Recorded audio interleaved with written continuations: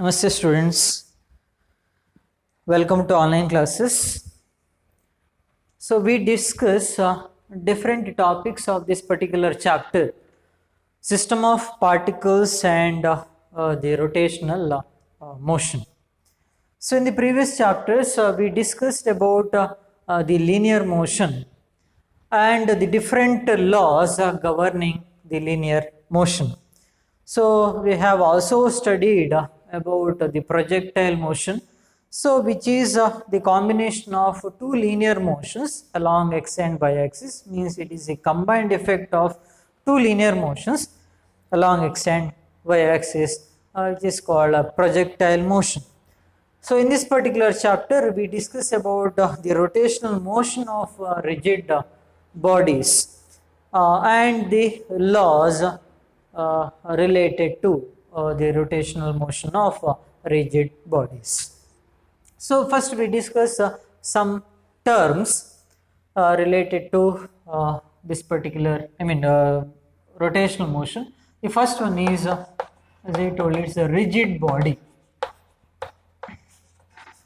So what is a rigid body? So a rigid body is one in which the distances between different particles do not change even though there are forces acting on the body. Okay, a rigid body is one in which distances between different particles do not change even though there are forces acting on the rigid body.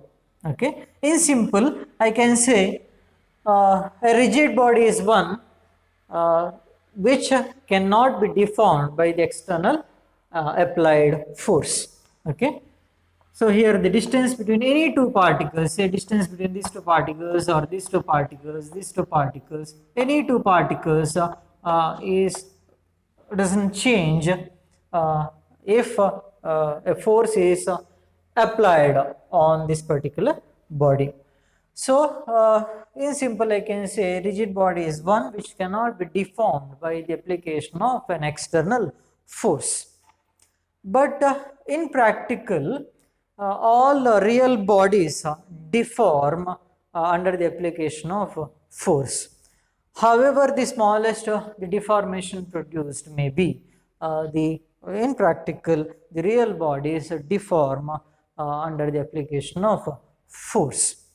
If the deformation is negligible, is small, and if it is neglected, then some real bodies can be approximated to the rigid bodies, say such as the steel beam, the planets, spinning top, molecules. They can be considered as rigid bodies if you neglect the deformation produced. Okay, right. So that is about the rigid body. A rigid body can have two types of motions. So one is translational motion, the other one is rotational motion. Okay, a rigid body can have two types of motion. So one is translational motion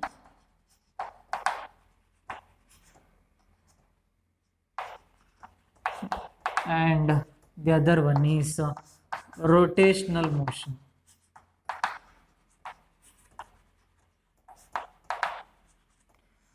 So when a rigid body is said to have translational motion, a body is said to have the translational motion if all the particles of the rigid body move with the same velocity.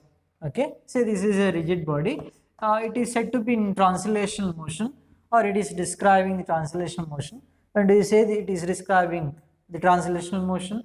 When all the particles of that particular rigid body move with the same velocity, then we say that this rigid body is having a translational motion. Okay, we say that the velocity of the body is v, then all the particles of the body are also having the same velocity v. If all the particles of the body move with the same velocity, then we say that the body is in translational motion, same linear velocity. Okay, Right. So next one is rotational motion. So when do you say a body is in rotational motion?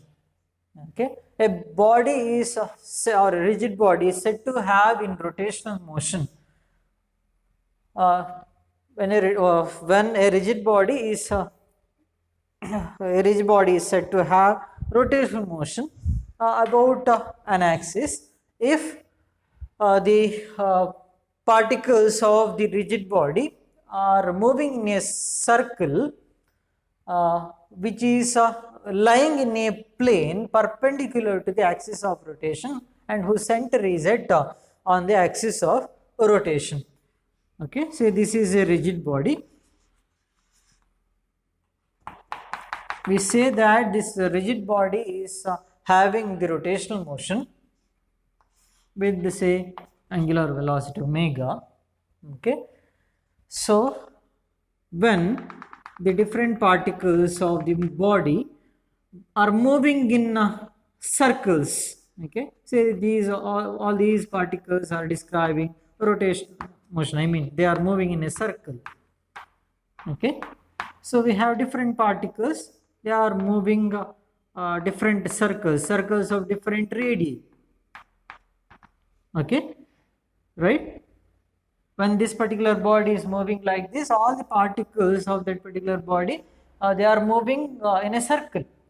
Okay, so those circles, see those for those circles this is the axis of rotation. I mean this is the axis, right? They are moving, those particles are moving in a circle about this particular axis which is called axis of rotation. Okay, so the line of particles, axis means the line of particles which are at rest, about which all other particles are moving. All other particles are describing the circular motion. Okay, those line of particles is called, that line of particles is called the axis of rotation. Okay, so this is axis of rotation. Here the line of particles is fixed. Okay, all the particles in that particular line are fixed. Okay, about which the other particles are describing the rotational motion, as the body is describing the rotational motion. Okay, we say that the rigid body is having the rotational motion if the different particles of the rigid body are describing the circles about the axis of rotation. Okay, and whose center is at the axis of rotation. Okay, center of all circles is on the axis of rotation. Okay, so that is about the rotational motion. A body can have, a rigid body can have both translational and rotational motion. Okay, say consider here, you can give the example for translational motion. A body is sliding down in an inclined plane. Okay, so it is describing now translational motion. So this rigid body is describing the rotational motion where different particles are moving in a circle about the axis. Okay, about the axis which is called axis of rotation. They are moving in a circle about the axis of rotation which are lying in a plane perpendicular to the axis of rotation. Okay, those circles are lying in a plane perpendicular to the axis of rotation. Okay, I hope you understood. What is a rotational motion? How do you define the rotational motion? A rigid body is said to have rotational motion if the different particles of the body are moving in a circle about the axis which are lying in a plane perpendicular to the axis of rotation and whose center is at or on the axis of rotation. Okay, a rigid body can also have both translational as well as rotational motion. Okay, consider a cylinder which is moving down in an inclined plane. So this is a cylinder which is rolling down in an inclined plane. It is describing both translational as well as rotational motion. It is rotating about a particular axis, that is nothing but axis of the cylinder itself. That cylinder is describing the rotational motion about an axis which is the axis of the cylinder itself. Okay, and also it is describing the translational motion. It is sliding down, okay, rolling down in an inclined plane. Not sliding, it is rolling down in an inclined plane. So therefore this is cylinder, or say disc, okay, a simple disc, say metallic disc, circular disc, is rolling down in an inclined plane. It describes both the translational as well as rotational motion. Okay, right.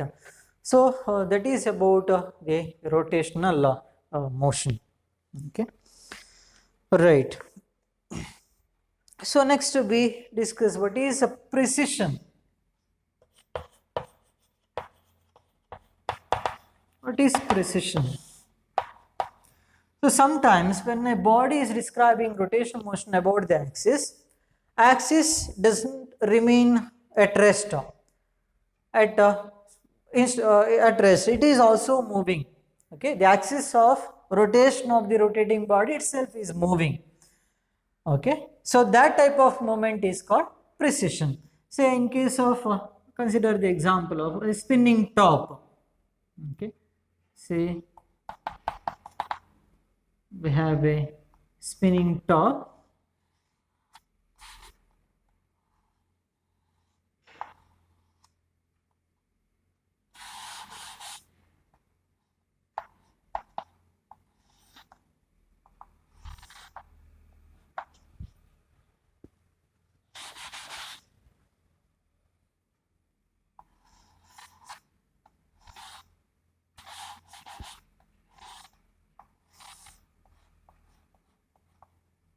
So this is axis of rotation.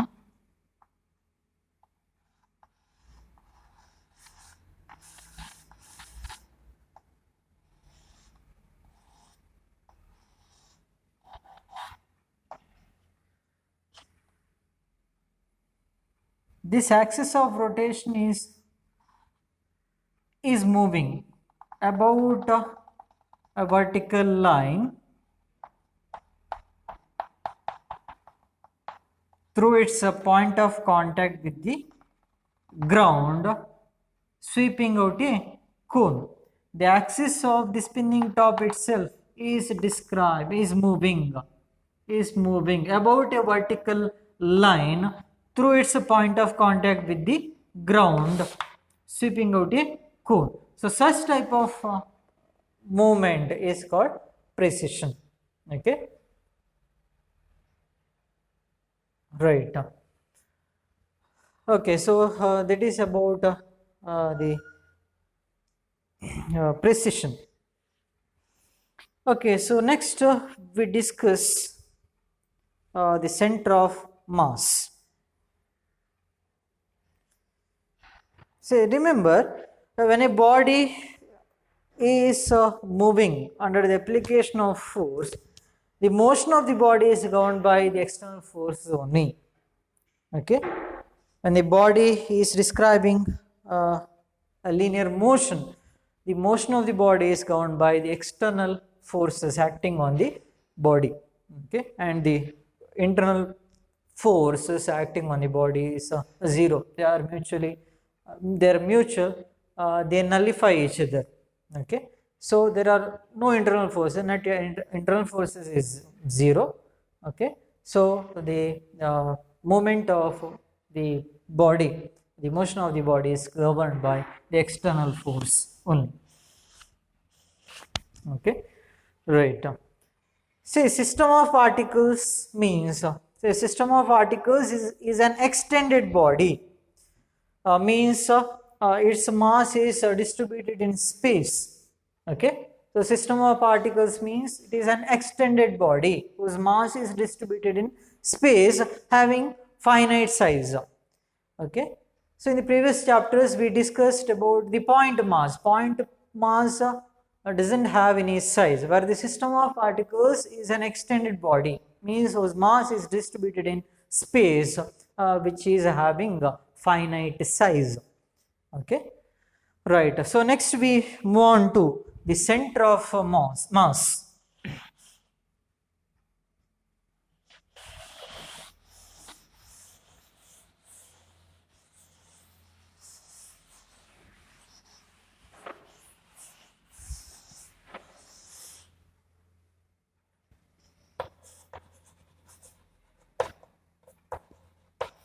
What is center of mass? So center of mass is a point in a rigid body in which all the mass of the body is assumed to be concentrated. Okay, the center of mass of a system of particles or a rigid body is a point where the entire mass, where the whole mass of the body or the system of particles is assumed to be concentrated, is supposed to be concentrated. It is not concentrated at that point. Actually, the entire mass of the body is not concentrated at that point. Okay, I am saying it is assumed, it is supposed to be at that point. Okay, the center of mass of a system of particles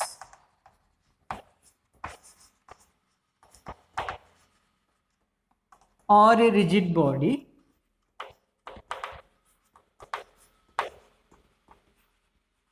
is a point in the rigid body or the system of particles, is a point at which the entire or whole mass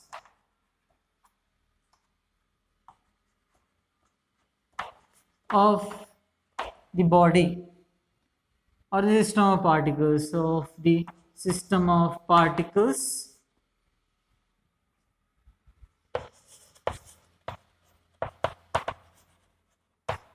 or the rigid body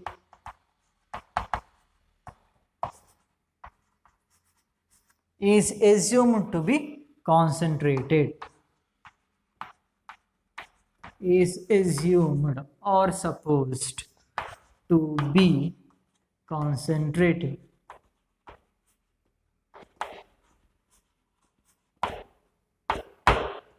Okay, right.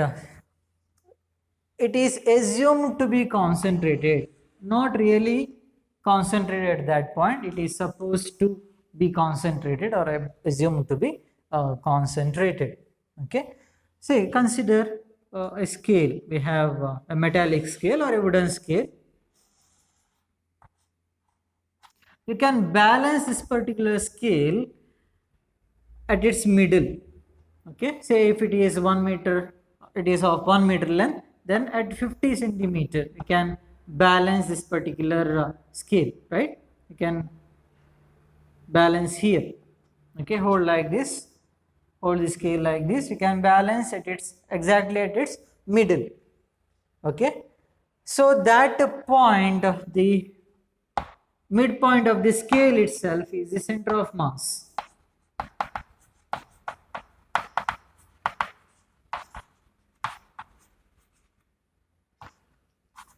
Is the point of center of mass.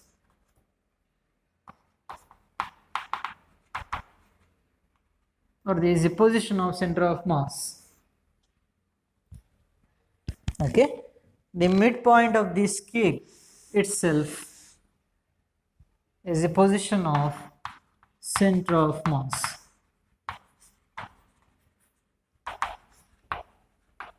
Where the whole mass of the body is assumed to be concentrated. If you balance the scale at its middle, now you can feel its weight. Okay, its weight is acting at this point. Okay, here is the normal reaction in the upward direction. So at the center of mass, net force acting on the body, net external force acting on the body of the scale is 0. Okay, you can balance the scale, entire meter scale, exactly at the middle. So where you can feel its weight here. Okay, since the weight of the body is weight means the gravitational force acting on the body. Weight of your body is nothing but the gravitational force exerted by the earth on the body. So gravitational force is acting at this point, at the center of mass, where the whole mass is assumed to be concentrated. Okay, it behaves as if the entire mass is concentrated here. If you can balance at its middle, you cannot balance the scale at any other end. You cannot balance at this end or this end. Okay, right? If you try to balance at this point, see weight is acting here, so it produces what is called rotational motion. Okay, rotational effect. Okay, because two forces acting at two different points, that produces the rotational effect. Okay, here the normal reaction, here the weight of the body is acting. So two different forces, two anti-parallel forces, I can say two anti-parallel forces acting at two different points, which produce the rotational effect, which is called a torque. Okay, a moment, a term comes into picture which is called moment, which is a perpendicular distance between anti-parallel forces. Anyhow, we discuss in the later classes. Okay, the perpendicular distance between anti-parallel forces is called the moment.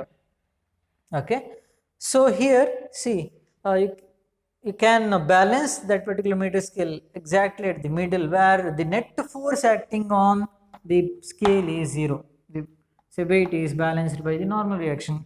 At one end you cannot balance. Okay, the two forces acting at two different points, so it produces rotational effect.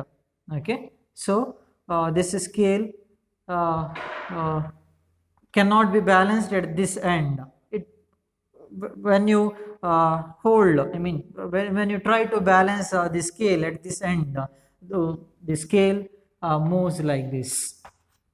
Okay, it produces rotational effect. So you can feel the weight of the scale exactly at the middle. Okay, so that point is the center of mass, therefore midpoint of the scale, here the meter scale itself is the position of the center of mass. It is the point at which the entire mass of the system of particles or entire mass of the rigid body is assumed to be concentrated. Okay, so that is about center of mass. Okay, right. So see, for the regular body, say if I consider metallic disc, the center of mass is at the center of the disc. Okay, here say a rectangular metallic plate, say in this case also rectangular or a square metallic plate, so center of mass is at the center of the plate. Okay, if I consider a ring, the center of mass of the ring is at the center. Okay, right? So fix say two sticks to the ring. You can balance the ring at this particular point like this. Okay, so the center of mass may lie inside the body or within the body, in the body or outside the body. Okay, the center of the body may lie in the body or outside the body. So in case of ring, the center of mass is outside the body. This is a ring. Okay, right. Okay, so for irregular body, center of mass is situated at certain point of that particular body. Okay, at certain position of that particular body. Okay, so next, see, the motion of the center of mass represents the motion of the body as a whole. Remember, the motion of the center of mass represents the motion of the body itself. So therefore we can replace the whole body. We can replace the whole body by a point mass which is located at the center of mass of the body, whose mass is equal to the mass of the whole body.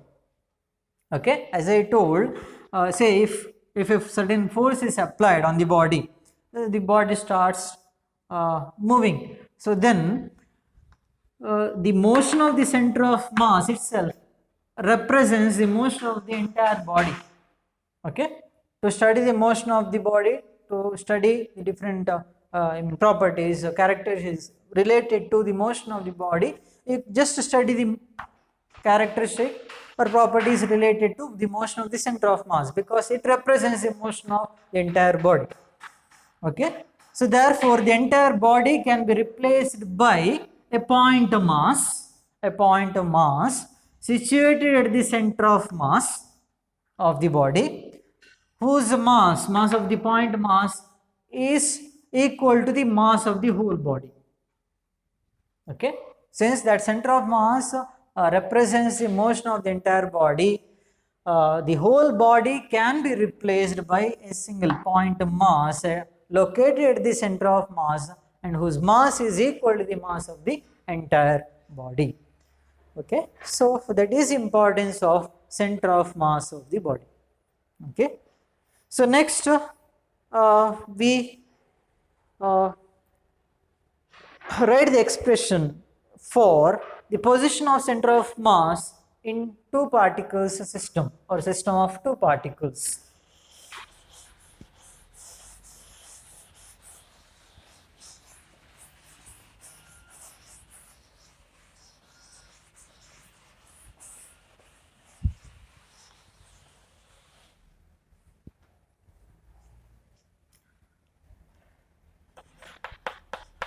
Expression for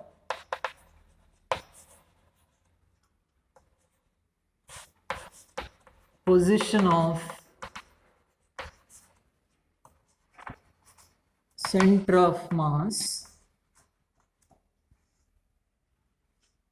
expression for position of center of mass of two particle system or of a system of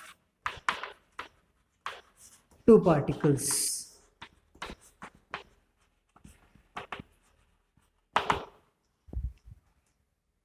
Expression for position of center of mass of a system of two particles. So consider two particle system.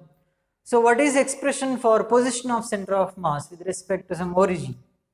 Okay, so consider two particles lying along x-axis. Say consider one particle is here, the other particle is situated at this point. We have two particles. Okay, so I consider this is this as the origin, this point as the origin. So this is y-axis, this is x-axis. Okay, so consider two particles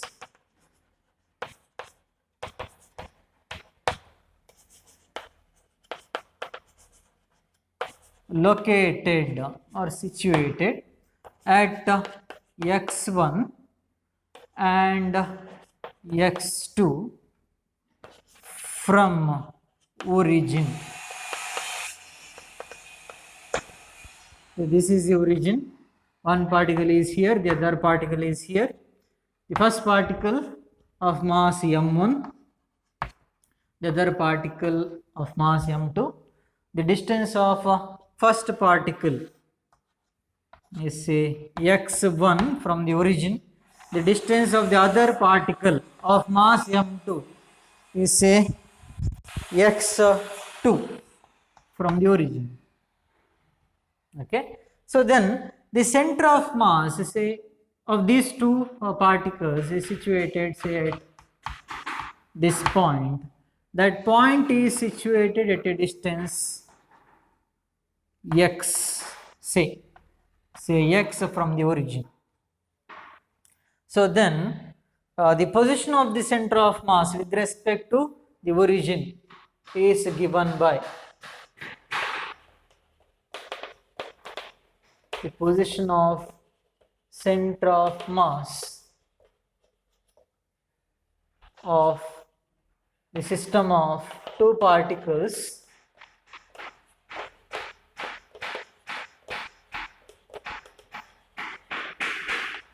m1 and m2 is x. The center of mass of these two particles, system of these two particles is situated at this point, say C. That center of mass is at a distance x from the origin. Okay, so then x is equal to, so m1 x1 plus m2 x2 divided by m1 plus m2. So this is one important expression that you have to remember. Okay, the position of center of mass of a system of two particles is given by x is equal to m1 x1 plus m2 x2 divided by m1 plus m2. Okay, say we have two particles, say we have a thin the metallic wire where these two particles are fixed.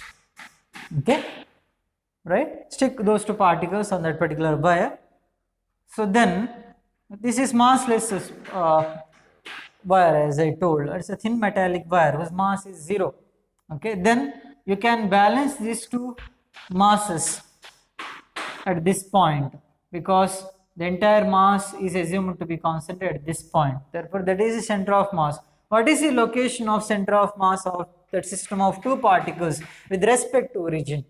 The position or the location of center of mass C with respect to origin of system of two particles of masses m1 and m2 is given by x, which is equal to m1 x1 plus m2 x2 divided by m1 plus m2. Okay, so that is important expression. Okay, so C is the center of mass.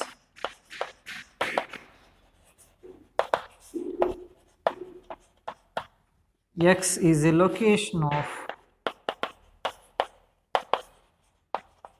or the position of center of mass. So then x is given by m1 x1 plus m2 x2 divided by m1 plus m2. Okay, right. If m1 is greater than m2, if m1 is greater than m2, then mass of this particle, if the mass of this particle is more than the mass of this particle, the center of mass is located nearer to m1, nearer to heavy object. Okay, if m1 is greater than m2, C is nearer to m1. If m2 is greater than m1, then C is nearer to m2. Okay, C is nearer m1. Understood? Okay, if m1 is greater than m2, C is nearer to m1. If m2 is greater than m1, C is nearer to m2. If m1 is equal to m2, if those two masses are equal, that implies x is equal to, so m x1 plus m x2 divided by m plus m. Okay, so therefore x is equal to, so here m is common, this is 2m, so x1 plus x2 divided by 2. Okay, right. So I hope this is center of mass. Here I have written position of center of mass system of two particles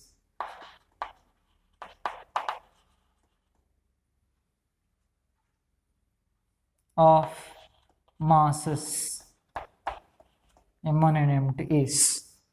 Okay, if m1 is equal to m2, the masses of these two particles are equal, then the center of mass x is equal to see mx plus mx1 plus mx2 divided by m plus m. This is equal to m into x1 plus x2 divided by 2m. M is getting cancelled, so you are getting x is equal to x1 plus x2 divided by 2. That is, center of mass lies exactly midway between these two particles. Okay, there distance is middle irtade. Okay, lies exactly at the middle of these two particles. Okay, right. So that is about the center of mass. So in general, if those two particles have x, y and z coordinates, see here those two particles are lying in along x-axis, then we write x is equal to m1 plus x1 plus m2 x2 divided by m1 plus m2. If they are lying along y-axis, then y is equal to m1 y1 plus m2 y2 divided by m1 plus m2. If they are lying along z-axis, then m1 z1 plus m2 z2 divided by m1 plus m2. See, if those two particles have all the three coordinates, so then what about the expression for center of mass? The position, we say that the position vector of center of mass. So what is the expression? Say for n number of particles, here I can write for n number of particles.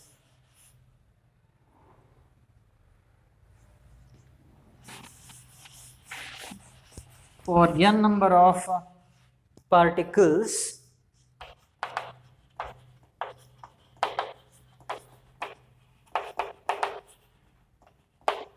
the position of center of mass x is equal to m1 x1 plus m2 x2 plus so on plus mn xn divided by m1 plus m2 plus up to mn. Okay, so this is for n number of particles. So m1, m2, m3 up to mn, they are masses of the particles. x1, x2, x3 up to xn are the respective positions of the particles from the origin. Okay, so if the two particles have all the three coordinates x, y, z, then position of center of mass. What is the position vector of center of mass? So position vector of center of mass, if the particles have all the coordinates, then position vector of center of mass is given by m1 vector r1 plus m2 vector r2 divided by m1 plus m2 for the two particle system. For n number of particles, what is the position vector of center of mass?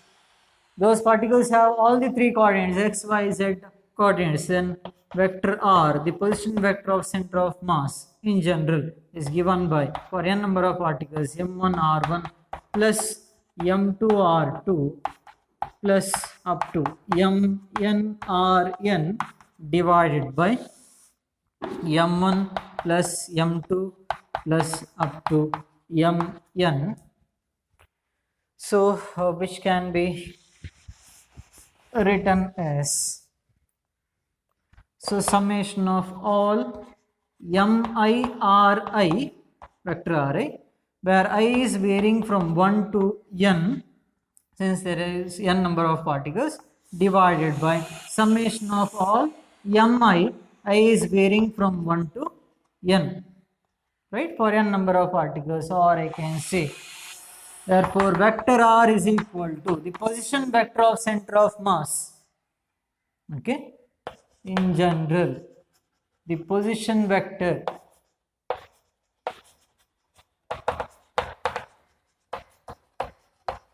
of center of mass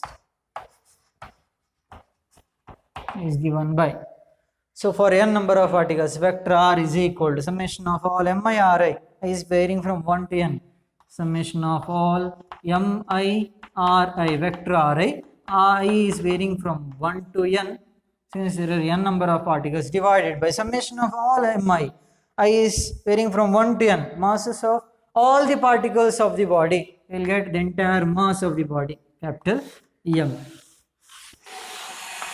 This is the position vector of center of mass, okay, for n number of particles of the body. Okay, or for a system of n number of particles, there is a position vector of center of mass. Vector r is equal to summation of all mi vector r divided by m, the mass of the system of particles or the mass of entire rigid body. Okay, right. So this is all about the center of mass and the position vector of center of mass.